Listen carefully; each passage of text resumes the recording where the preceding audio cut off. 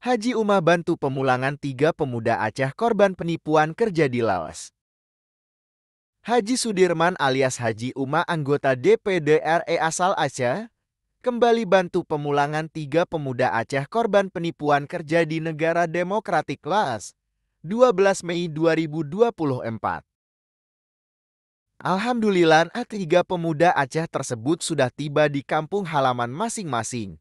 Ada resiko yang besar jika dalam melarikan diri ditemukan kembali oleh pihak perusahaan. Mereka bisa dijual ke pihak lain, ungkap Haji Uma. Haji Uma menjelaskan bahwa mereka menjadi korban penipuan kerja dengan iming-iming gaji belasan juta setiap bulan dan bekerja sebagai staf kantoran sejak 17 Oktober tahun 2024. Namun sampai di Laos, pekerjaan tidak sesuai dengan yang dijanjikan. Justru mereka dipaksakan untuk melakukan pekerjaan sebagai scammer penipuan melalui internet atau media lainnya di sebuah perusahaan dengan penjagaan ketat di wilayah Tan Pheung, perbatasan Thailand, Laos. Setiap pekerja dipaksakan harus mencapai target masing-masing sebesar 5.000 dolar Amerika atau setara 80 juta rupiah setiap bulannya. Jika tidak mencapai target, para pekerja akan dijual ke pihak lain.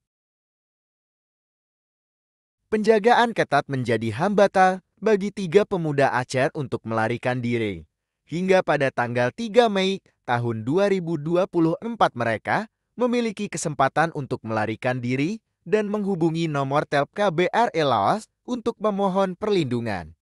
Selain berkomunikasi dengan KBRI, ketiga pemuda Aceh tersebut juga menghubungi Haji Uma, anggota DPD RI asal Aceh, yang mereka kenal sering membantu orang-orang yang ditimpa musibah.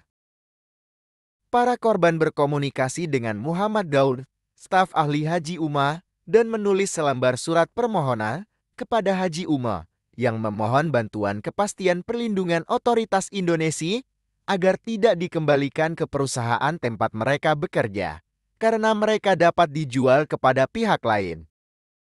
Atas dasar surat dari 3 pemuda tersebut, Haji Uma menyurati Duta Besar Indonesia di negara Demokratik Laos yang meminta KBRI memberi perlindungan 3 warga Aceh hingga kembali ke Indonesia.